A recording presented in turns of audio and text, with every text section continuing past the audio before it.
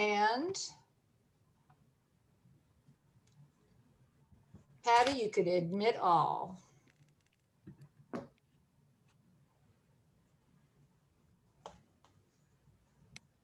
Here they come.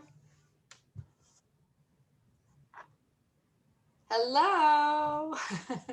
Hi, everyone. Hello. Hello, everyone. Hello. Welcome. Welcome to the second Escape to France webinar. We're going to let you guys kind of file in first, give it a couple of minutes. Maybe not a couple of minutes, but a couple of seconds. It's great to see your faces. There we are. And you can, of course, put on either speaker view or gallery view, but I suggest speaker view because I will have a presentation.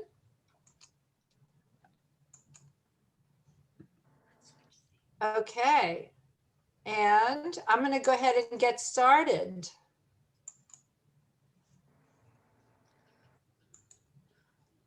Everybody see that? Mm-hmm. Yes. Okay, great. First of all, I would like to thank Barb Cariello and Michelle Sedita with Opportunity Travel, who are my partners on this venture.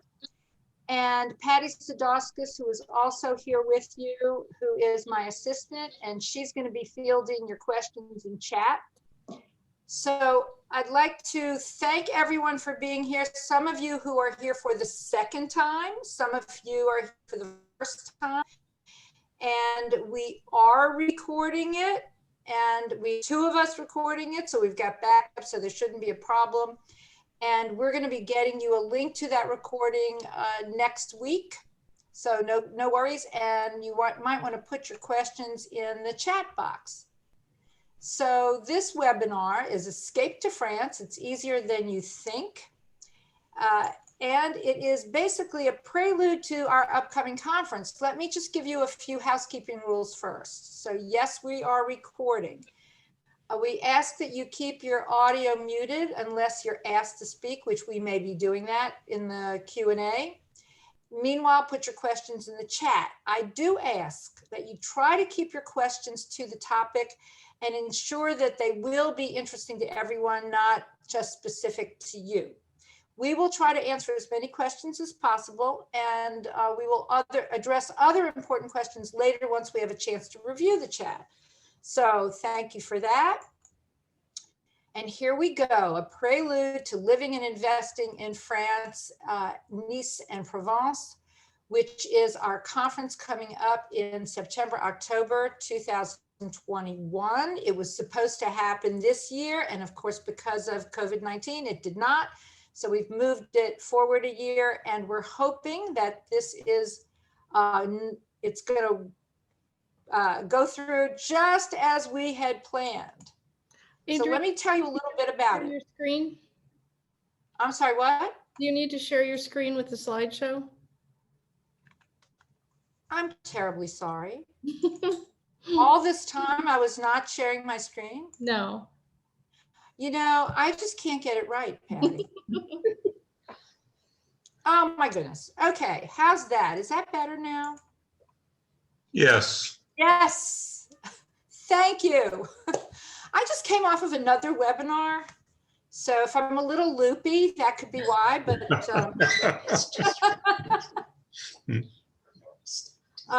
okay, so going back to the housekeeping rules.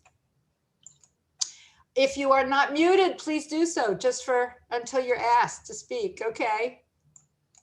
Okay, now we can get started, yay. I'm so sorry about that.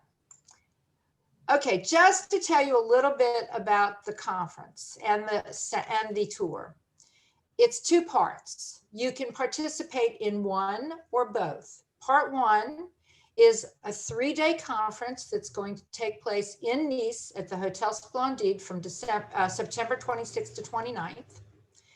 And then part two is a tour to Provence and the Occitanie from September 30th to October 4th. So let me start with the conference. Part one. we will let up to 100 people register for this conference. We're going to open with a pre-conference registration welcome reception on the evening of Sunday, September 26th.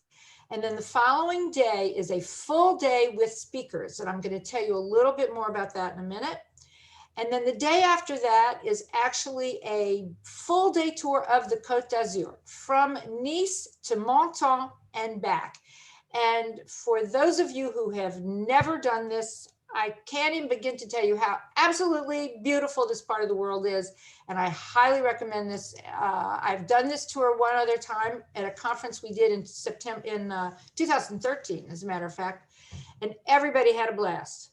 And then the next day, we're doing an open house tour. So you're going to actually visit properties for sale, and we're going to have a closing cocktail. So it's going to be a lot of fun, very informative, and I hope you're going to join us.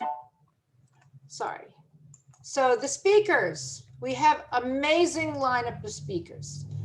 We have Denise Anon, who is the director of the Nice Tourist Office, Frédéric Lati, who's the director of the Institut de Français, which is an immersion program in Villefranche-sur-Mer, Brian Dunhill of Dunhill Financial, he's a financial advisor and he's the best there is.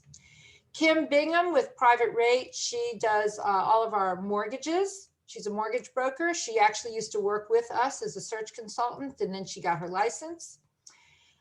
Tula Rampont, she's lower left, blonde in the lower left. She's with International Living, and she's living in the Southwest, and she's going to be talking about life in the South.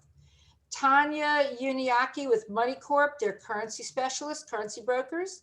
Laura Poirier, Riviera Properties, she is our designer and construction renovation team. Catherine Ferraud, our notaire in Nice. Ella Dyer, one of our search consultants, and myself, of course, and there will be even more to come. But this is who we have lined up at the moment. Then when we go on the tour, this is a maximum of 25 people. So it's going to be a very intimate tour.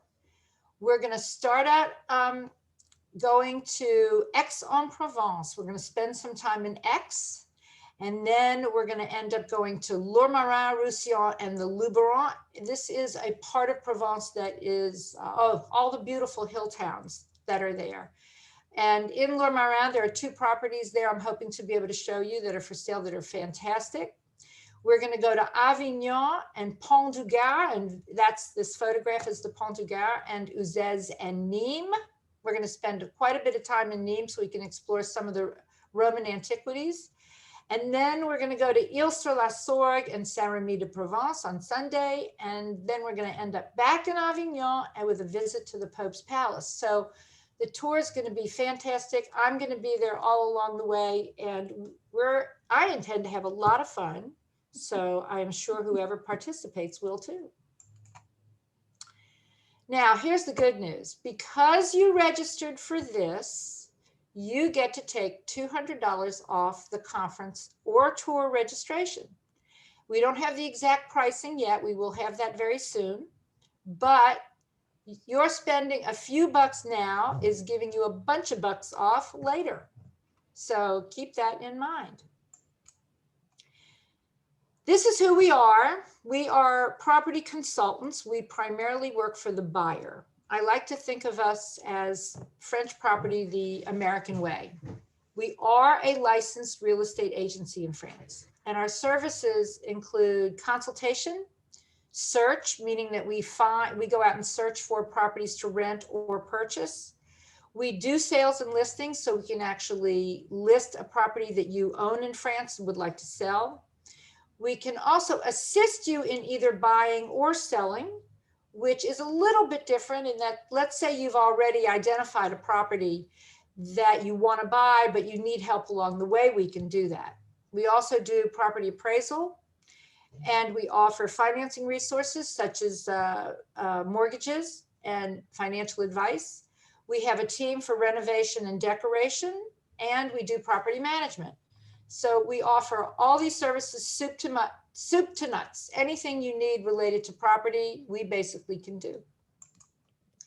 Now, the reason that we even exist is because there's no MLS. MLS is multiple listing service. The MLS means that in the US, a property goes on the market at the same time everywhere, and every agent has access to it. But in France, it doesn't exist. So it means that every agency has its own little pocket of properties, and that's all they have to sell are those few properties. The process is different. The laws are different. The language is different. The currency is different. The culture is different. Everything's different. So anything you ever knew about property in the US, doesn't matter how many properties you've purchased in the US, throw it out the window and start over, because this is completely different than you've ever experienced before. And basically, that's what we're here to do, is to help you through this process. I don't think anyone should go through this process on their own.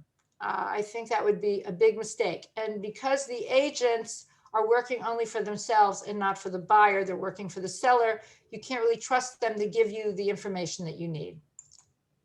So how this all happened starts with my falling in love with Paris. Everybody I know does fall in love with Paris. I came as a tourist in 1979 and then started coming back year after year after year, until one day we said, you know what, let's just go for a year and see what that's like. Well, that's pretty impossible to do. You can't come for a year and just go back. You don't go back. That's reverse. Once you've really gotten into this lifestyle, going back to a US lifestyle is just not in the cards. It would be very difficult to do that. And I ended up having to renew my carte de séjour, my long stay visa, every single year for 10 years. And I didn't have the right to work during that period until I could get my 10-year carte de résident. So I had to find a way to survive. And surviving meant a lot of different things. I started developing websites for various clients with a firm that was here. I wrote the first online restaurant guide to Paris. I still find that hard to believe, but it's true. And it was just a PDF that we sold. In the interest of trying to find a way to earn money, I started a French-English conversation group. It was also the way I learned French, because I didn't want to sit in a classroom. And eventually, I ended up opening the Paris office for international living. And that's really when this started, because the readers of International Living wanted someone to help them find property. Excuse me. So I had to put together a team of people who could do that. And that's how I got into the whole property business. I then started my own company in 2004. Now, in that time, from 2004 to 2010 is when I discovered Nice. Before that, I was pretty much married to Paris until I discovered the South. So Nice became my answer to the perfect second home, a place to possibly retire. But I also wanted to build our community there. I felt that the American community there wasn't very cohesive, and that maybe my being there could help do that. So what I did was I purchased an apartment, and the prices in Nice are half of what they are in Paris, maybe even less than half. But I had no idea whether I was going to love Nice or not. But I have to tell you that every time I go to Nice, every moment I spend there, I love it even more. And so now I spend about 25% of a year in Nice. And I kind of joke that having Paris and Nice is kind of like having a spouse and a lover, and why can't I have it all? So I just enjoy all of it. I have to say, though, that the community has been largely built. It's huge, it's growing. The American community is just thriving there. And, some of that has to do with the fact that I moved there. I started writing about it, talking about it, and we have a huge clientele there now. So it's very exciting. And it's one reason that we decided to do this conference and tour, just to share that with all of you. Now, we sort of all know the benefits of living in France. I mean, we living here certainly know these benefits. So I'm going to share this with you now. there's the beauty. For me, the beauty is probably the number one thing. Architecture, landscape, style, you name it. It's just eye candy wherever you are. And then there's this enormous amount of culture. There's cultural arts, there's performing arts, creative arts. It's everywhere. And it's open to the public all the time. So it's not exclusive to people who have money, for example. There's also this immense diversity. There's an ethnic diversity, there's cityscapes, there's landscape. There's as much in this one tiny geographical area that's about the size of Texas as there is in the entire United States. And I don't care where you go in France, it's just amazing and beautiful. Then, of course, there's the lifestyle, the cafe culture, the joie de vivre, the time that's built in to relax and reflect. You know, by law, you are entitled to 5 weeks of paid vacation every year, plus 14 paid holidays. That's a hell of a lot of time to relax and reflect and be with your family and travel. And the French, they live to, they don't live to work, they work to live. And it's something that's another thing that's really hard to give up. There's also a tremendous amount of security. There's really excellent and inexpensive healthcare. The WHO they've announced France as the #1 healthcare in the world every single year for year after year after year. And there is tremendous employment and retirement benefits. So there's a big safety net. It means that, especially for retirees, that you really never have to worry that you're going to have good health care. Education, quality education is free, not only for children, but for adults. So as parents, you don't have to send your kids to private school to get a good quality education. It saves you a lot of money. And on top of everything, there's this, you know, the infrastructure is fabulous. Transportation systems are amazing. They're sophisticated, inexpensive communication systems. There's the TGV, for example. I can get on the train and be in Nice in 6 hours. I can get on the TGV and I can be in London in 2 hours, 15 minutes. I can go to Marseille in 3 hours. It's fantastic on the train, and it's inexpensive on top of it. Then the communication systems, you guys, I'm sure you spend about $250 a month for high-speed internet, cable TV, and a VoIP phone. That same system here is 35 euros a month. So the infrastructure is just fantastic. I mean, I could talk all day about these things because I've been living it and enjoying it. And sometimes it's hard for Americans to think, well, could it really be better somewhere else? And the truth is, yes. So here's some more benefits. We know the taxes are higher, okay? But some taxes are actually lower. So for instance, property tax is about 1/10 in France of what it is in the United States. And that might be really hard to believe, but I'm going to give you a real example. My apartment that you can see behind me is 70 square meters, about 750 square feet. It's a 2-bedroom apartment in Paris in the Marais. It certainly wasn't worth this much when I bought it 20 years ago, but it's worth now about €1 million. And my annual taxes were 627 euros. Now, if this property were in California, it would be 12,500 euros for the same year. So while, yes, some taxes are higher, like income taxes are higher, property taxes and other taxes are really a lot lower. And basically, you get a lot more for your money. So even though it's a highly taxed society, the French don't actually complain that much about their taxes because they get something for it. What happens is there's actually fewer rich, there's fewer poor, and there's a larger middle class. And that's because France offers a much bigger safety net in general. You know, if you're raising kids and you don't have to put aside $50,000 a year for their education, you can have a much nicer lifestyle and maybe not work as hard. So these are, again, some of these benefits. One thing to keep in mind is if you retire in France, France does not tax your US retirement income. So your Social Security is taxed in the US, but it's not taxed in France. And believe it or not, if you move to France, 90 days after you move to France with a visa, you can apply for the French healthcare system. And that French healthcare system, through PUMA, P-U-M-A, gives you benefits of up to 70%, pays up to 70% of your healthcare costs. Now, the other 30% can be topped up with what's called a mutuelle. So it's like a top-up insurance. I have a mutuelle. My mutuelle costs me about 1,500 euros a year.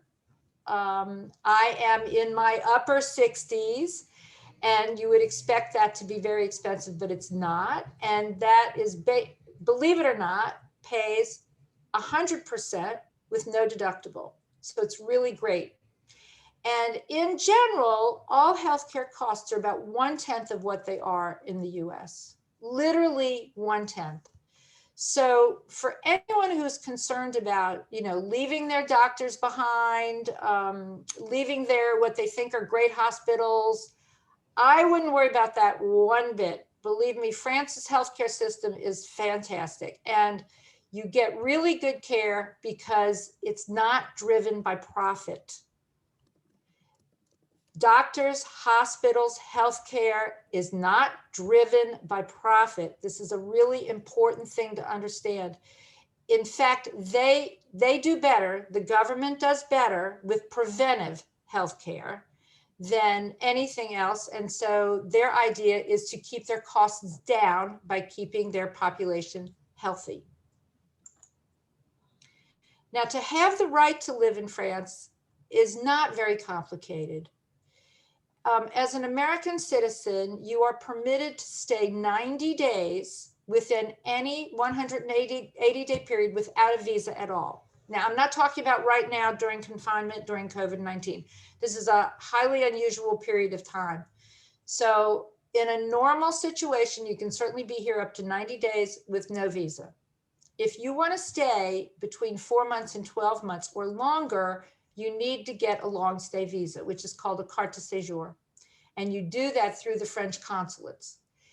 It's not complicated because all you have to do is prove your economic situation, that you have enough resources to survive, which is minimum wage in France. So it's not a lot of money. You have to show that you have accommodations. That just means you have to show that you have secured a place to stay. And we provide this for our clients quite often. We'll provide what's called an attestation or an attestation that you have hired us to seek residency here, seek a residence, and that we have provided you with an apartment to stay in. And you have to have some sort of medical coverage, at least for a while. So you can just do some sort of a temporary insurance, and we have some options that we can provide you with for that as well. Now, you must also formally agree not to engage in any professional activity during your stay in France. However, and you see my little asterisk there, what this means is that the French government does not want you to take a job away from a French national. And there are legal ways to work around this requirement. We can certainly work that out for you. But for instance, if you are already working remotely for a US company with US clients, just because you're actually physically sitting in France, that doesn't preclude you from doing that work. It has nothing to do with you taking away a job from a French national. So be careful how you read some of these things. And as I said, again, we can kind of help you through those issues. Now, don't confuse legal residency with tax residency. Legal residency is having a visa. Tax residency has to do with how many days you spend a year and where you consider home. So if you're here 183 days a year, then basically France is going to consider this your home. But there is a tax treaty between France and the US, so you won't pay tax twice on the same income. The official website, by the way, is noted here at the bottom of the screen. This is where you get your visas. They haven't opened the offices yet, but we are keeping an eye out for when they do. And the moment they do, we're sure they're going to be flooded. You can get visas if you need a student visa. So if you are taking classes, you can get a visa, and there are also other essential workers who can get a visa. We also work with a couple of different attorneys who can help you through this process. Oh, speaking French. Speaking French, I didn't have any French. I had high school French. I would call that not counting. I came with nothing, and I thought that what I would do is take a intensive course and be fluent in French in 3 months. And that is not what happened. I certainly didn't want to be in an intensive course every day, all day long, my first months in Paris, not at all. And then I realized that there was no way to be fluent in 3 months. After 1 year, I realized there was no way to be fluent in a year. After 3 years, I realized there was no way to be fluent after 3 years. After 10 years, I realized there was no way to be fluent after 10 years. And I am now 26 years in, and I am still not fluent. However, okay, there are good ways to do this, and there are bad ways to do it. One of the things I do recommend, if you really want to get into it, is to take an immersion course, and the Institut de Français in Villefranche-sur-Mer is one of those ways of doing that, an immersion course. One of the ways I learned too was to create a French-English conversation group. That helped me with speaking particularly. But know that there is no language requirement to obtain the visa. That's very important. So you can get here and you can be in a place like Paris where a lot of people speak English, and maybe you don't even necessarily feel you need to learn French, or at least only some part of French. It's true that the more French you learn, the more comfortable you will be living here. There's no question about that. It'll be easier to make French friends, for example. And it will be easier to integrate into a lifestyle. So I would say start before you come, go to an Alliance Française. They have them all over the country.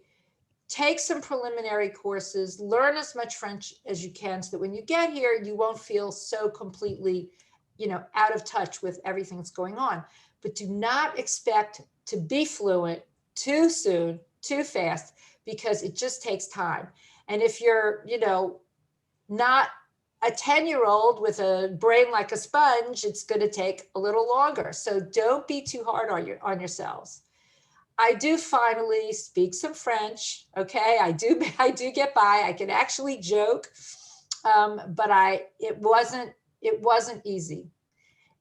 That's for sure. But it doesn't matter, because in today's world, a lot of people speak English, particularly in metropolitan areas like Paris, like Nice. You'll find lots of people you can communicate with. Yeah, there's a lot of France to love. As I said before, I've traveled all over the country. I haven't found anything I don't love. What you see here is Paris, of course. Paris has a rather high cost of living, but mainly because property is expensive. And it is a very urban lifestyle, but it offers a lot.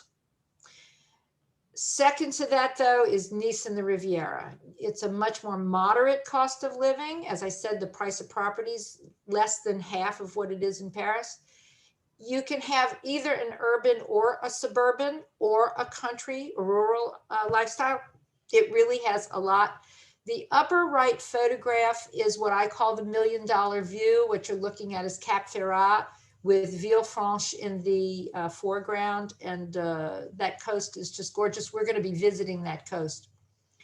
Then there is, of course, Provence and the Occitanie, which we will be visiting. It has a very moderate cost of lifestyle. It's more rural than city.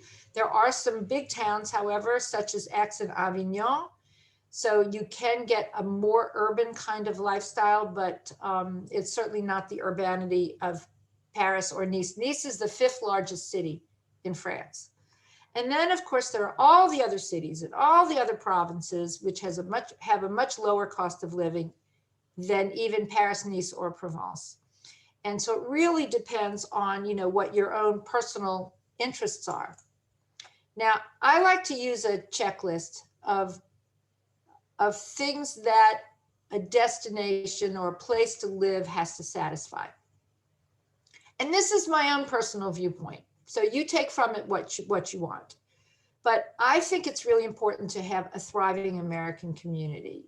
One of the advantages of having an American community, besides speaking English, is the ease of making a lot of friends very quickly, because you are suddenly going to be thrown into a group of people who think like you, who did the same thing, who are well-educated, well-traveled, risk takers, really interesting, have done lots of things in their lives, and then have decided to make this move. And so I have seen people make 10 friends in 10 minutes in one room very, very quickly. And that's because of the American community.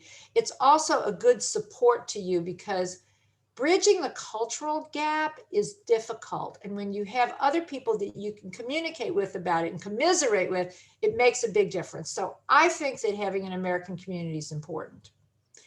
Second to that is transportation. If you want to travel, then you want to be close to an international airport or a good TGV hub, and good local transportation so that you can go anywhere, anytime. It could also be really important if you don't want to own and operate a car. Owning and operating a car is expensive. Owning a car is $10,000 a year. AAA will tell you that. That's what it costs to own and operate a car. So if you don't have to do that, you immediately have saved $10,000. On top of that, getting a French driving license is not that easy. Some states in the US have a reciprocal agreement with France. So you can trade your US license for a French license, but not all, only a few, I think 12 or 13. So I would highly recommend being in a place where you don't need to have a car.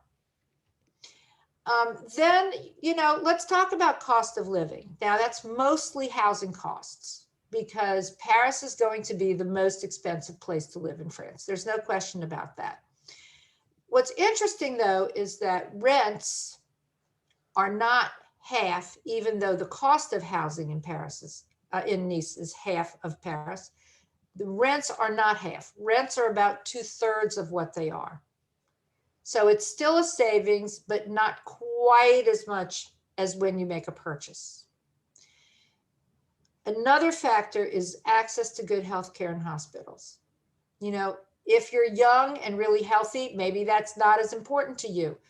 But if you're, interested in basically retiring to France, then you probably will want to be sure that you've got a good hospital and good healthcare nearby.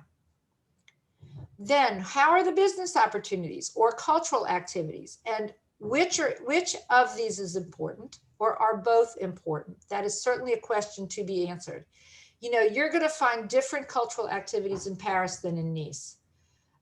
Paris is really a mecca for art, whereas Nice, while it has art, it's really more about opera, music, dance, and of course, outdoor activities, just by the nature of it. So it depends on what you're looking for. Another question is, of course, language. If you're fluent in French, then go live in the countryside. You won't have a problem. But if your French isn't that good, you may want to be in a place where there will be other English speakers and you can get by. And then the question is whether you want urban or rural. And do you want an apartment, or do you want a village house, or do you want a house in the countryside? These are all things that we talk about on a regular basis to help our clients make this decision, because it's not always that straightforward. Now, the South satisfies all of these things, basically. because Nice is very urban, but you don't necessarily have to be in Nice. You can be in one of the environs or one of the other towns. And there's everything from coastal towns that are very sophisticated to tiny little villages with only a handful of residents. But it's all there and it's all possible. So another question that people ask themselves is whether they should rent first and buy later or buy, immediately. So renting is, of course, more flexible. You can get to test a place out, let's face it. But you have to remember you're paying someone else's mortgage. So if you're pretty confident that you are going to want to stick, then you may want to actually purchase first and then move into it later, because owning a home gives you a long-term investment and gives you some security. So we have lots of clients who will buy a property, particularly in Nice, and then not move into it right away and rent it on a short-term basis, which you can legally do for up to 6 years before moving into it long-term. So it's a good way to get your feet wet. If you're renting long-term, there are two kinds of leases. There's a furnished 1-year lease with a 30-day cancellation. And there's an unfurnished 3-year lease with a 90-day cancellation. Except in Paris, you can actually cancel a 3-year lease with a 30-day notice. And that's because they have such a housing shortage in Paris that they do that. The laws favor the tenants. They look out for the little guys. So the landlords, okay, they have to watch out for themselves. So they will require a pretty hefty security deposit, like a year's worth of rent in an escrow account, or renter's insurance. There is an insurance program, one of which is called GarantMe, GarantMe.fr. Patty can put that in the chat for us. And basically it's insurance that the tenant takes out to secure the rent on behalf of the landlord in case the renter, the tenant, doesn't pay the rent. So it seems a little crazy, but it's what you have to do, because the landlord, they want to put someone in their apartment that they know is guaranteed to pay the rent. Someone who has a long-standing work contract is gold. A CDI contract, which is a contract that's indeterminate, means it goes on forever. They can't get fired. So they love tenants like that. Our biggest challenge is getting people secured in the property. Not finding it's hard enough, but then getting the landlord to agree is our biggest challenge. And it helps, though, that when we're working on behalf of a client to find the property and secure it, that they see that the client has hired someone to do that, and that automatically gives them clout. And it seems to work very well. So we offer this service. We can find a rental property sight unseen. We visit the properties. We provide everything they need to know to our client, so they can make a choice whether to go ahead and take the property or not as a rental. And then, of course, with the 30-day cancellation, there's not that much to lose. The photo on this page, by the way, is my apartment in Nice. It's called Le Matisse because of the Matisseenne style. And it's a 1-bedroom, 37.5 square meters, which is, I guess, about 400 square feet. And I'm right in what I call the parade route on Rue Masséna, which is a pedestrian shopping street. It's all stores and boutique stores and restaurants. It's very lively. It's close to everything. I'm 2 blocks from the water. And if you can see that sun pouring in, it's because it's south facing, and I'm blinded in the morning. I almost have to wake up with my sunglasses on. The apartment gets so bright, and I can tell you that that's a good antidote to Paris gray. So finding property to purchase. If you decide you do want to go ahead and make a purchase, just know that anyone can purchase property in France. It has nothing to do with a visa. And because there's no MLS, and that every agent has access only to their own listings. And they don't often split their commissions with the other agent. In Paris, they will not share their commissions with other agents, but in Nice and the South, they generally will. But the agents are proprietary and they don't share their information openly. They don't share their clients or their listings very openly. So it makes it difficult for someone to find property. It just means you literally have to go from agency to agency and see what properties they each have. The other thing is that the agents, because they only have their little pocket of properties to sell, will say just about anything to make a sale. They will show you just about anything, hoping that maybe you'll like it, even though it's not what you really want. So you have to be careful when you're working with these agents. Yes, the attitude toward commission sharing is better in the South than in Paris. And we do work with a variety of agents. Now, since our primary business is property finding, we do charge for this service. But if we can share the commission with the selling agent, we refund that back to our client. So it ends up costing them virtually nothing. Finding financing is a big key to this, and it's not easy. It's not easy for Americans. It's not easy for Americans because of FATCA.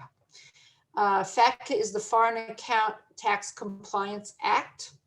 It places regulations on foreign financial institutions to report their US customers. And as a result, there are fewer and fewer banks that are willing to lend to Americans. We work with brokers who specialize in the North American buyer, so they understand the issues. It's also more difficult to obtain if you're over 60 years old.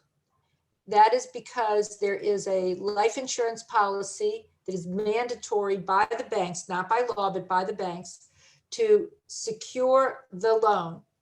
And that life insurance policy becomes pretty expensive and prohibitive over the age of 60. So they want the loan to end by the age of 75. So if you're over the age of 60, it's going to be more difficult, but not impossible. A mortgage payment must not exceed more than 1/3 of your disposable income. And the lenders prefer salaried individuals to self-employed. That's because of the way things work in France. You know, there's a big risk if you're self-employed in France versus salaried. Now, mortgages are really desirable right now because interest rates are well under 2%. I call that free money. So if you can borrow, I recommend that you do. And it does help to at least talk with our mortgage brokers first, see if you can, qualify. And if you can qualify, then I highly recommend taking a mortgage. They're pretty much doing about a 70% loan to value right now. In some cases, 50% loan to value. Our brokers, though, are also working with private banks where you can place a certain amount of cash in an investment account with them and they will lend you money back. So there are answers. Don't feel that the door is totally shut, not without investigating first. The process itself takes quite a lot of time, takes at least 3 to 4 months from the initial visit of the properties to the final signing of the deed. And that's under normal circumstances. With COVID-19, it's been many, many months later. We actually have several transactions that are taking now more than a year, thanks to COVID-19. But you can expect under normal circumstances to be 3 to 4 months. A notaire, who is a specific kind of lawyer, processes the entire transaction and really pretty much replaces what we know of as a title company. They process the transaction and they collect the taxes. Now, there's a lot of consumer protection that's built into the process, and that's one reason that it takes such a long time. For example, when you sign the pre-sale agreement, the first agreement, you will have 10 days after signing that to actually retract your purchase. So they're giving you an extra 10 days just to be sure it's something you want to do. And when a loan offer is given to you, you have to wait 11 days by law before signing the loan offer. And that's to make sure that someone's not selling you a bill of goods, that you really want to take that mortgage out. So what we do, though, is all of the due diligence along the way, and we provide you with all the resources, everything you need, and you're not alone in this gig. So the way we make a difference is that we protect your interests. Okay, for one thing, we're representing you as the buyer. We're searching for the property on behalf of you as a renter or a buyer. We're providing all the resources and the professionals. We're doing all the due diligence. We're going to look at all the documentation in French, make sure you understand everything so that you don't need to have translations. We're going to advise you along the way. We're going to manage that process so that you don't have to do anything but wait to hear from us. And quite honestly, I feel like it's a kind of insurance policy because we're working for you. We are not going to let you make a bad decision. Not unless we can help it. So other than that, we also provide some, other things to the community. Our newsletters that are 3 times a week, Parlez Paris, Parlez Nice, French Property Insider. If you are not a subscriber, then please get on our site and subscribe. You can unsubscribe at any time if it's overkill. I've been writing these newsletters since 1998, believe it or not. And it's sort of, for me, it's like exercise. I have to do it. I love writing them. I try to provide a lot of information, and I hope you are readers. And we also have been doing House Hunters International since 2006. I've done 45 shows. I think I've done more than any other agent that they have, so I'm very proud of that. And hopefully, I've got a few in the can that haven't yet aired. I'm looking forward to seeing those soon. We also do a coffee gathering here in Paris on the second Tuesday of every month. And because of COVID-19, we've been doing them on Zoom so that everyone can participate. Our next one, which I believe is, if I remember correctly, December 10th with Veronique Savoy. Is that right, Patty? I think so. Yeah, December 10th. We've changed the timings so that everyone, even on the West Coast, can participate. It's going to start at 6 p.m. instead of the usual 3 p.m. here in Paris, and it will not be held in Paris. And then, of course, attending the webinars like this, or attending the conference and the tour in the fall. That's a great way to participate in what we're doing and to learn more. You can always book a personal consultation with me or a group consultation. We're doing a few group consultations over the next few weeks. And on that note, I'd like to just say that we have helped hundreds of people move to France. It is easier than you might think. We hold your hand through the whole process. We're going to give you good advice. Attending the conference is a great way to start. Or you can start with a consultation to strategize how to do it most successfully. But I'd like to say on a personal note, don't let fear get in the way of you realizing your dreams. Just put fear on a shelf and forget that you ever had it. And replace the word expectations with hopes so that you'll never be disappointed. And this gentleman here, John Garland Jones, he was our client. I talked him into moving to Nice 2 years ago. His dream was to sing.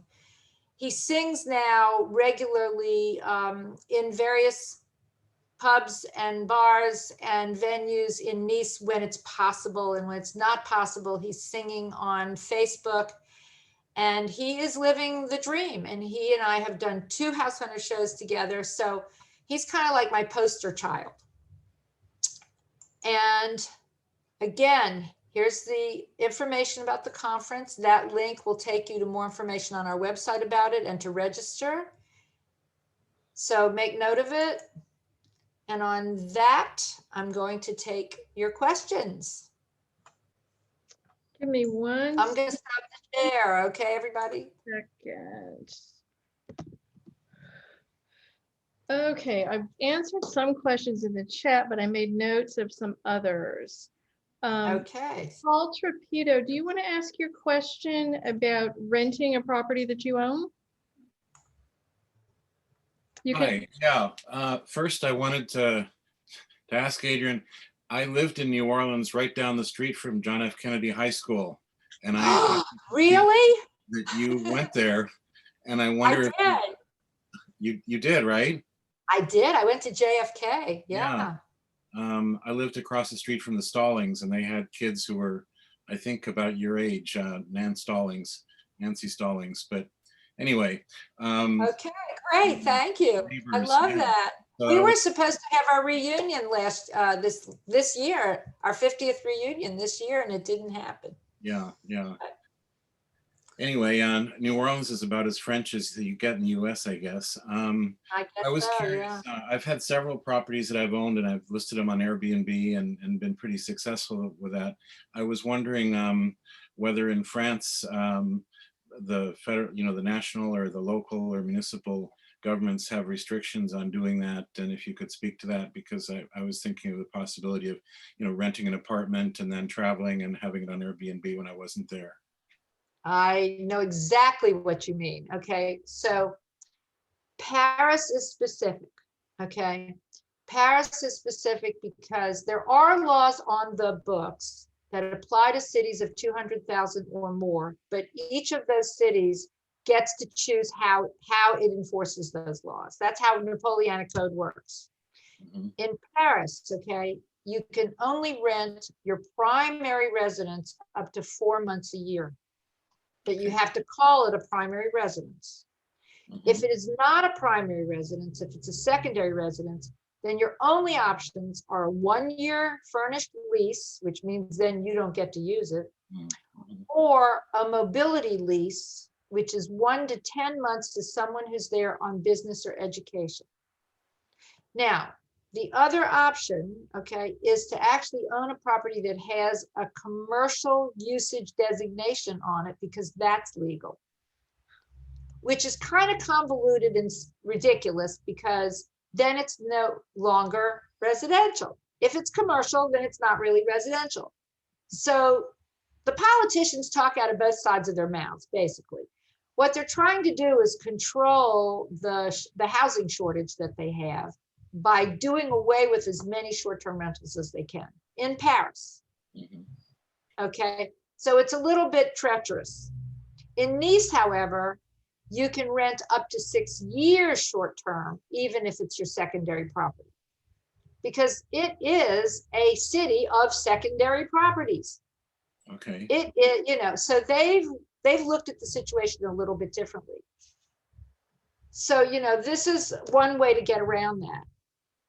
There are ways to kind of get around it, but the mobility lease is also an option, but you can't expect to earn as much as you would if it were an Airbnb style short-term rental. That's for sure. Basically, it's more restrictive than in large cities in the U.S. to use Airbnb in Paris, from what you described. Yes, Yeah. Okay. Paris has really clamped down on it. They have a team of 20 or 30 people who literally go out and ferret out the offenders. Mhm. And their fine is 50,000 euros if you're caught. They prosecute you, and yes, it's not good. They follow tourists to their destinations. It's horrendous, quite honestly. I could speak all day long about it. I am not happy about it. Mhm. I ended up selling 2 properties of my own simply because of the rental laws. Mhm. Okay, thank you. Okay. we had a question from Kimberly Parker about financing. Kimberly, would you like to ask your question? Is she still here? I am here. My question is about purchasing. Is it better to get a mortgage in France or to finagle money here in the States and buy in cash? Okay, so if you can get a mortgage in France, that is absolutely the best answer. Okay, because the interest rates are half of what they are in the States. So if you can qualify for a mortgage in France, that's the best solution. If not, then you may want to look at getting a line of credit or a second mortgage on the US side, but you will pay higher interest rates. Can I follow up with another question? Sure. So if we were to get the money in the States, how does that work with the money transfer and how much money is lost or costs extra? Well, that totally depends on the rate of exchange. And so right now, I think it's about 1.18, so $1.18 to the euro. But we highly recommend using currency brokers such as Money Corp or OFX, because you will save quite a bit of money in that transfer. The banks tend to charge about 3% in the spread. That's the difference between the buy and the sell rate. Whereas the currency brokers tend to charge about 1%. So it saves you a lot of money to use a broker. Thank you. My Thanks pleasure. so much. Okay, Patty, what's up? Okay. A question from Allison Berry. Allison, would you like to ask your question about Nice?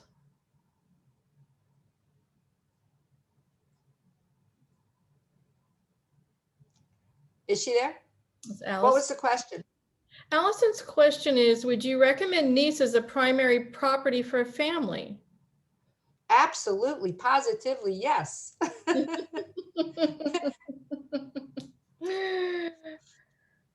I just recommend Nice. I think Nice is a great place to live. And then Lori Hutzler had a question about some towns surrounding Nice. Lori, do you want to ask your question? Is she here? Yes, Lori is Oh, here. there you are. Great. We're here. Great. I'm Jim. I'm with Lori. But the question is, we talked about Nice, but you know, we've also visited Cannes and Jean-Le-Pen and Antibes, and even further, I guess, further in the other direction is Montpellier, which are also on the Mediterranean. And I wondered if you have any sort of anything to say about those cities as destinations. Thank you. They're all, listen, they're all fabulous. Okay. I can't say a bad word about any of them. However, okay, if you go back to my checklist, I like being close to the airport and the train stations. Okay. If you're retired, you can get on the tram in Nice in 20 minutes, be at the front door of the airport, get on a plane to Venice for the weekend and home again. Okay. The minute you're in these other enclaves, you now have less access to the American community, less access to all the activities, less access to immediate transportation. You will find yourselves going to Nice a lot. So I just think being dead center is generally a lot more enjoyable. But but that's me.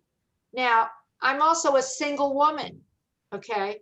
So if you're a couple or a family, and maybe you're not as, you don't need to have all those friends in close proximity, that it does, you've got your family unit, then that's also different. But as a single woman, I would feel more removed in those places. Yeah, I agree. So it's really more a matter of that per se. Thank you. Is that helpful? Thank you. Thank you. Yeah. Okay. Christy Carlisto has a question about subletting. Are you there, Christy? Yes, hi, thanks. If you lease an apartment, are you able to sublet it for any length of time or? That depends on your lease. Most landlords don't really want you to sublet. Mm-hmm.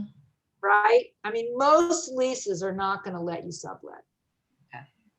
That would be that's my guess. Mm-hmm. Yeah. Okay. I know that the lease I just signed last week, it does not let me sublet. That's right. Patty, by the way, can I tell them? Sure. Patty is moving to Nice from Nîmes. The water calls.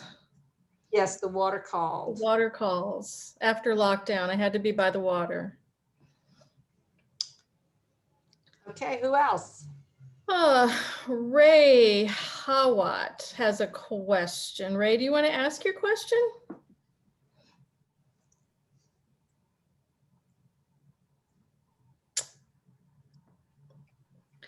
Okay, Ray wants to know if you can find a 3-bedroom, 2-bath apartment with a view of the water in Nice for less than $600,000.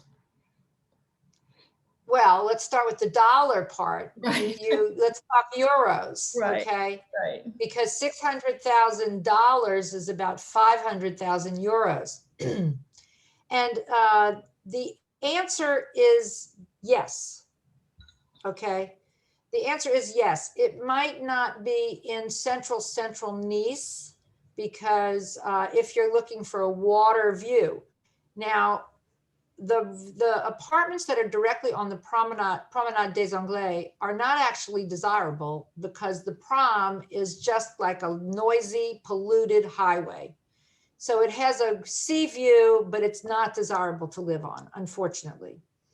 So the best properties with sea view are on the perpendicular streets so that you on your balcony or terrace, and then you have a sea view, believe it or not. If you go further west, like into the Quartier des Fleurs or Beaumet, which are the districts that are a little bit towards the airport, then those properties are less expensive, but they've become more and more desirable because of the new tramway. The new east-west tramway has connected these districts. And we have a lot of clients that are buying now in the Quartier des Fleurs for that reason. So basically, yes.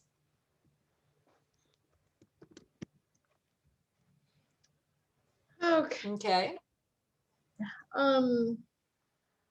We had a couple questions about driver's licenses. I don't have one.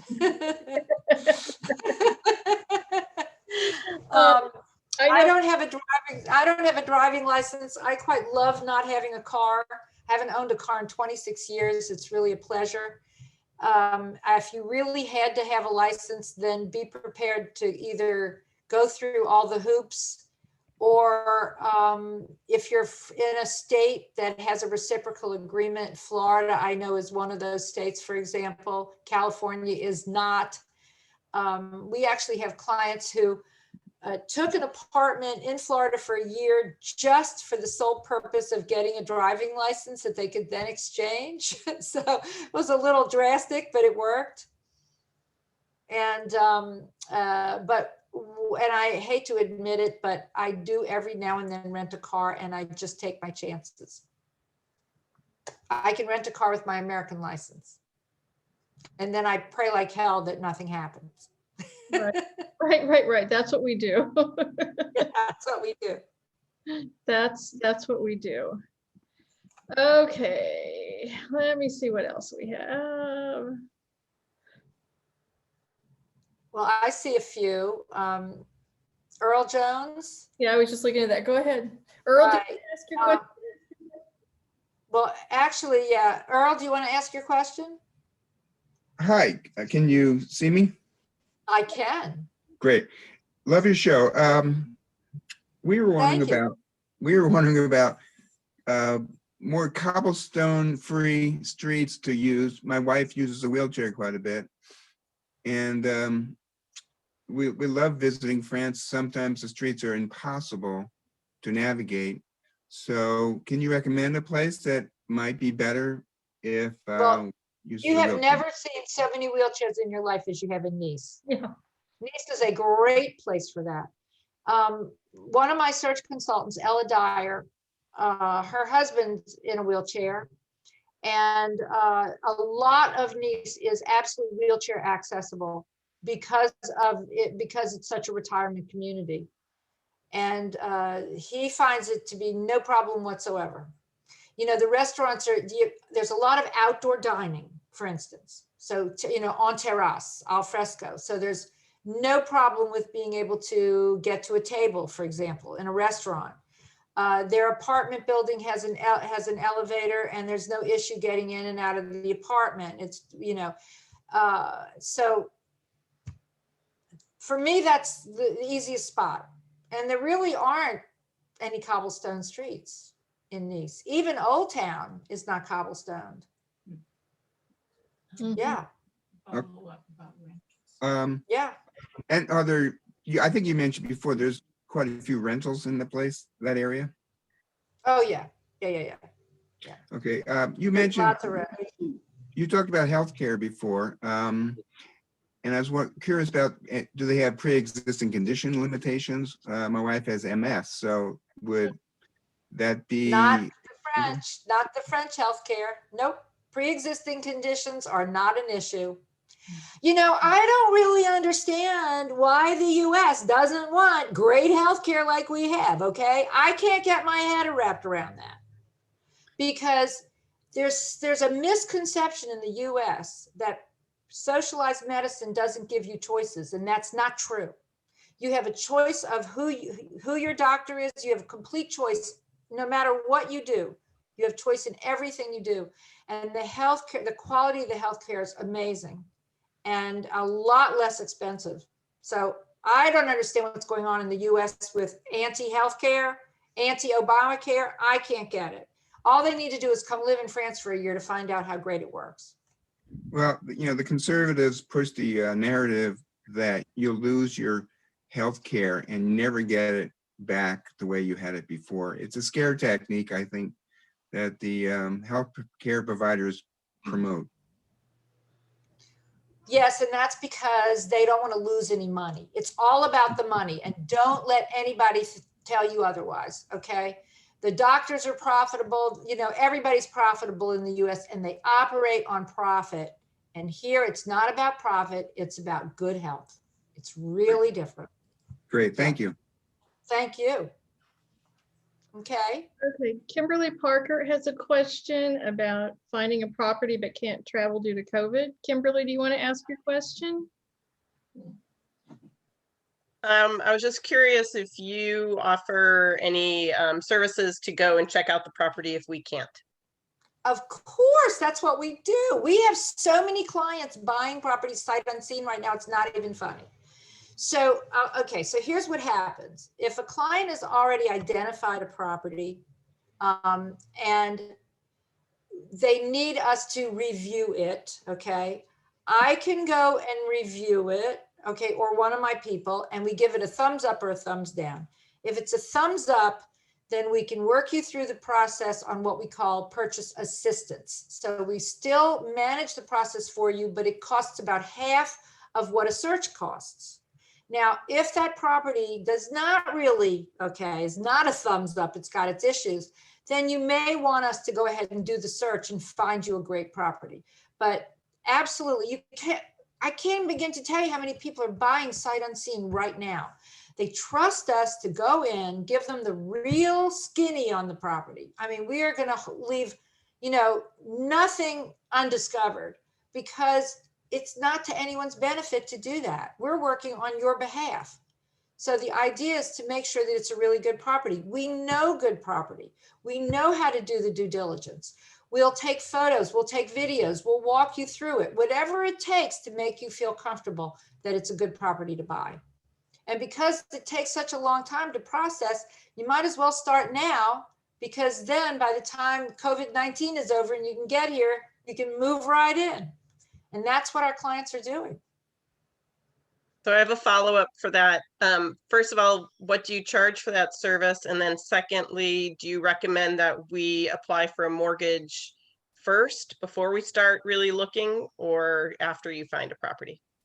Okay, so the way this works is, first of all, it could start with just a one-on-one consultation, okay? And the cost of the consultation applies toward the search. The search is approximately 3% of the price of the property, and a purchase assistance is approximately 1.5%. But it really depends. It's not as concrete as that. So what I'd urge you to do is Patty will make note, and she can be sure to just send you our documents so you can have a look at them, and then ask questions. Let us know what you don't understand. But we're happy to go through that with you. Okay. Thank you. What about getting approved for a mortgage first versus after? Oh, no, always first. We're going to send you for financing first anyway. Thanks. That is definitely, you really need to know what your budget's going to be first and foremost before doing anything, before wasting anybody's time. Clearly. Okay, Paul Trapito has another question. Paul, do you want to ask your question about renting versus buying? You could just read it if you want. Okay. Paul asked, do some people who are retired and don't want to tie up money in property just rent long-term instead of Well, buying? Patty, you can even answer that. The answer is yes. What I've learned about renting is it gives you more flexibility, just like my crazy plan to move to Nice. I can pick up and go. I had to give the landlord notice and rent another property. I can pick up and go and change my mind. Right. So And there that's are exactly what benefits the slide said. to Right. It gives you the flexibility. So you may want to rent for a while before, you actually make a purchase. And I understand lots of people are just fed up with owning. They don't want to have the responsibility anymore. I can certainly understand that, but it's never going to be your property. Right. Plus, I mean, I think especially in France and Europe, properties are older, and the idea of maintenance on an older property that you own in a foreign country where you don't know the quality of the people working on your roof or your plumbing and whatever, just, do you really need that, as opposed to renting? And as Patty said, then if you like it, you could stay 5 years as long as you have a good landlord and you get along, or move if not, right? Well, okay, if you're in an apartment, if you're in a multifamily building, then there's a homeowner association, which is called a copropriété. And they basically manage all of that for you, okay, except for whatever work you're doing in your own apartment. If you're in an old house, like a country house, most people who move to that kind of an old, stone country house, that's their pleasure. Their pleasure is actually the renovation and fixing it up. But yes, you could expect to have a lot of maintenance. So if you don't want to have any maintenance whatsoever, then you can also move into newer buildings. Newer buildings certainly exist. They're not as much fun. They're not as interesting. Right. Okay, Charlie Fonville, do you want to ask your question? Sure. Hi, Adrian. Hi, Charlie. Hi, Charlie. Hi, how you doing? This is Alice. There's Alice. Hi, Alice. What was my question? So if we go to Paris, say, and get a temporary place for when we go over there, how long does it typically take to find a permanent place? Okay, so what you're saying is, like, if you were to go into an Airbnb for a little bit, how much time does it take to actually find a rental apartment? Yeah, if we get like a permanent rental furnished apartment, how long would it take us to get a real place? Oh, it could be a few days. It could be a few weeks. I mean, it really depends on what's available on the market at the time. It's a tough question to answer. We do usually, we can either find it for you in advance, and you can say, okay, we like it, we're going to go for it and take your chance. Or I would recommend renting an Airbnb or a short-term rental for at least a month.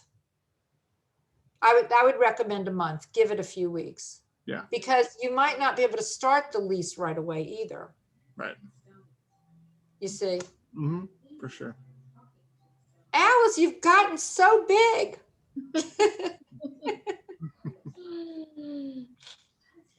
I got this new. Okay, does that help? It does. Thank you. Great. Okay. Thank you. Teresa Sosby has a question about the rules for opening a French bank account. Okay, there are no rules. About opening prior to moving or after arrival. Well, okay, opening a French bank account is a huge challenge. First of all, because there are fewer banks that want to open accounts for Americans. I have relationships with a bank in Paris and a bank in Nice that will see our clients, but you have to be present to open those accounts. The only bank I know of that will let you open an account without being physically present is HSBC, and they have an online capability, but it's not easy. And everyone complains about HSBC. But if you want to open an account in advance, and then when you get to France, open an account with one of our banks and then change from HSBC, you could do that too. So is that helpful? I hope so. Yes, thank you. Oh, it was you. Okay. I have a question. Sure. Okay. Hi, thank you so much. This is very informative. I'm stuck on this thing about healthcare if you're over 70, healthcare insurance, health insurance. I've heard that if you're over 70, it's very difficult to get, or you have to carry your American insurance. And as we all know, that's expensive. What is the workaround?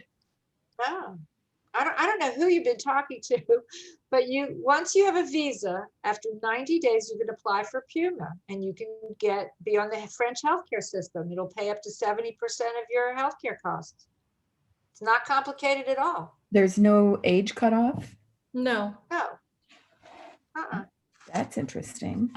That's encouraging. No.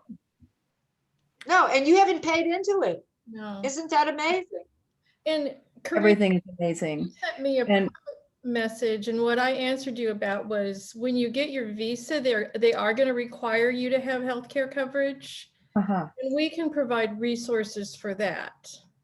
And I know sometimes when people are shopping for that coverage, if they're over 70, there are some limitations. But that's coverage. You just need to cover those first 90 days, and we have resources for that we can hook you up with.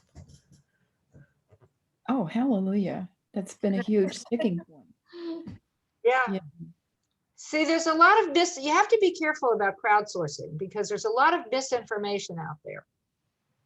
And I am a firm believer in working with professionals.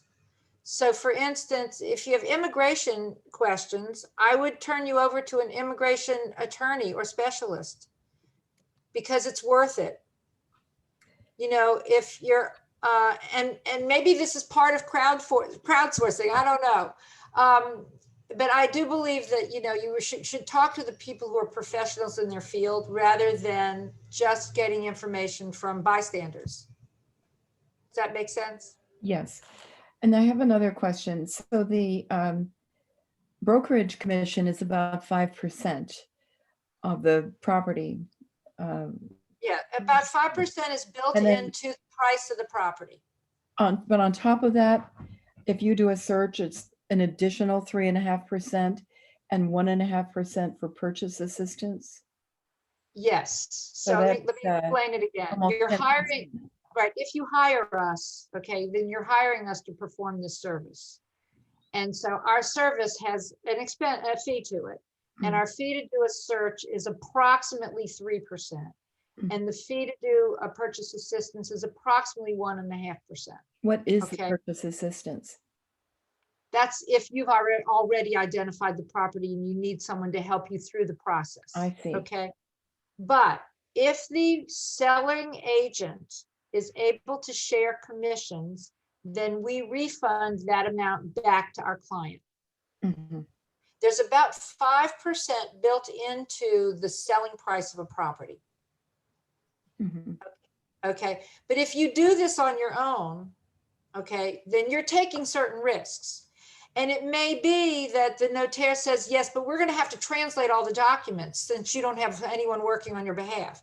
And you'll spend thousands of euros translating documents that you wouldn't have to spend. Mm-hmm. So, you know, what we're going to do is ensure that you make a good investment. Mm-hmm. It's, as I said, it's kind of like having insurance. I don't recommend, whether it's us or someone else, I don't recommend anybody doing this on their own unless you are really proficient in this. Mm-hmm. Even here, you don't want to do it on your own. You know, I don't do anything on my own. Okay. I learned a long time ago to trust in professionals. Mm-hmm. So if I'm not the expert on it, then I'm going to find somebody who is. You know, I just believe that. I believe in that. Thank you. Okay. Patty? Allison Berry has a question of how does a credit check work in France? It's a good question. Credit check. They don't do a credit check. The mortgage brokers, the lenders basically take your information on your honesty, and they of course look at all the documentation as proof of whatever it is you place on your application. But there's no credit rating and there's no credit check. Okay, and another question from Teresa Sosby. Teresa, do you want to ask your question about your IRA? Sure. We have friends from Miami that moved to Aix-en-Provence, and one is elderly, and he was not able to access his IRA, which was invested with one of the major U.S. investment firms. I don't remember which one. And so he had to set up some kind of rigmarole in order to be able to pull funds from the IRA in France. And it may have been, I think it was a restriction on the US side rather than on the French side. But have you run into that at all? Well, I can just guess, okay, that what they did was let go of all their US addresses and they still have their apartment that they rented out in Miami, their condo.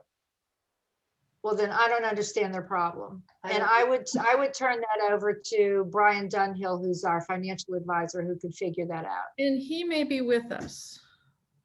I am actually here with you. Brian, great. Sorry, I'm a little grubbed up because I just got back from a scuba dive. So excuse my. Oh, how terrible. But yeah, so this has happened with a lot of the broker dealers, and what it is when they're looking at the two sets of laws, we've had FATCA that has come into place in America. That came into place in 2011. And then we've had 3 renditions of MiFID over in Europe. All the brokerage firms are interpreting these in different ways. So essentially there was one fell swoop of the big brokerage firms, the Merrill Lynch's, the UBS's, et cetera, that basically said, if you move abroad, we will not allow you. And then essentially another whole set that interpreted MiFID in different ways. So if your broker dealer doesn't have a license in both France and the United States, even though you have an address in the United States, they might say, when you're over in France, we don't have a license to be able to speak to you. There's a slew of different firms, including my own, in Europe that have European licenses, i.e. are MiFID compliant and have a US license and therefore can take care of that situation. But otherwise, I can give you a list of the different brokerage firms that you can work with in the United States that won't force you to close down your account or not have access to it over in France. And how can we access Thank that you. list? Sorry, what was it? What was the follow-up question? How can we get that list? Oh, you can just drop me an email and I can help you through this. It's just brian@dunhillfinancial.com. I'll drop it into the chat so that you have it. Thank you very much. Brian. Thank you. Brian's one of our speakers at the conference. Okay, Patty, another question? We're getting down to the last few minutes, so. Last few minutes. Yeah. Another one from Allison Berry. About what income bracket would you recommend to have prior to making a move to France or buying a home for a family in Nice? That's a big question. How do I answer what income bracket? Does that mean how much income do you need to survive? I'm not sure I understand the question exactly.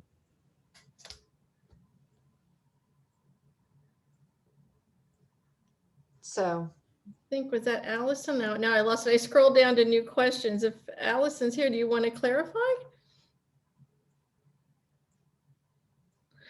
Okay, we'll move on. Okay. I see that she answered yes. Oh, her mic's. Oh, she says, yes, sorry, her mic is, yes, sorry, my mic isn't working. Okay, so. Now we're getting a sad face from her. Oh, no. Okay, so, okay, I see a question from. Talk about the price of the apartment and the carrying costs in the apartment and utilities and things like that. Well, the cost of, okay, let me just explain that the cost of entry is high. When you buy a property in France, you're going to pay notarial taxes and fees of about 7 to 7.5%. So that's expensive. But the cost of ownership is quite low. The carrying costs are low. Property taxes are low. Utilities are low. Homeowner association fees are low. So you really don't need very much money to live in France at all. You need a whole lot less money to live in France than you do in the United States. If you are living in a place where you have no car or you don't need a car, so you've just saved yourself 10 grand a year. If you've got kids, you don't need to spend additional money on their education because you've got good quality education. Rents are highly affordable. I mean, even in Paris, rents are affordable compared to the cost of property in Paris, for example. And all of the other costs are so low that you'll find that you really don't need a lot of money to live in France. I mean, just imagine just the healthcare costs alone, greatly reduced. The ability to travel all over Europe inexpensively and quickly is amazing. So I would say that it would cost you about half of what it costs to live in the US. You can live off in France. My rough guesstimate is about half. Amazing. And Allison says, thank you. That's what she was asking. That's what she wanted to know. That's what she wanted to know. Yep. Okay, so we're down to the last 4 minutes. So you want to choose something really juicy? Oh, yeah. What is really juicy? Where do we apply for the carte de séjour in France after 3 months or in the USA before you come? You have to apply for your visa in advance of arrival, and it has to be within 90 days of your arrival. That's the way it works. And you do it with the French consulate. Is there an assumption that you'll keep a US address and then live in France? Because I wasn't thinking of it that way. I was thinking of pretty much just moving to France. Oh, good. I think that you should always keep some sort of US address for a lot of different reasons. That I have been living here 26 years. I still keep a US address, and it's at my sister's, for example. So if there's any mail I get, like for instance, when there was the relief fund and there was that nice sweet check for $1,200, that went to her address. I have US credit cards I continue to use. You cannot use them if you don't have a US address. I keep a US telephone because when I have to have two-step verification, often it has to go by text to that telephone. So even if you move 100% to France, I would still recommend keeping some sort of US base for all those various reasons. You're going to continue to turn in a US tax return every year. So you might as well keep some sort of a base, whether it be with a friend or a relative. It's more about convenience and facilitating your life than anything else. We have time, I think, for one last question. I see one that says, how do you pay property taxes in France if you live primarily in the US? And do you recommend hiring an accountant? That's not complicated. You just get your tax bill and you pay your tax bill. So if you're primarily in the US, but you own property in France, then you just make sure that your tax bills go to your US address and you'll have your French bank account and you can You can pay it online, you can pay it with a wire transfer, you can pay it with an ACH, you can write a check and mail it. It's not that, none of that is complicated. It's all just logistics, basically. And so on that note, we're going to be signing off here soon, but I would like to say thank you to everyone. And what we'll do is we're going to have the recording, we have the chat. We're going to go through these questions. We'll be able to answer some of the questions that we didn't answer during the session. And I want to thank everyone for participating. If you're interested in coming to the conference and using your $200 discount, please be in touch with Opportunity Travel. They're the ones that are managing this, Barb and Michelle, who are on this webinar. And I look forward to meeting all of you in person at some point, if not at the conference, then somewhere here in France. Merci. Thank you, everybody. Thank you all. Have a good Au revoir. Thank you all. It was great. Thank you, Ciao. Adrian. Thank you, Patty. Merci beaucoup. Merci. Merci, everybody. Thank you all. Thank you all. Thank you, Adrian.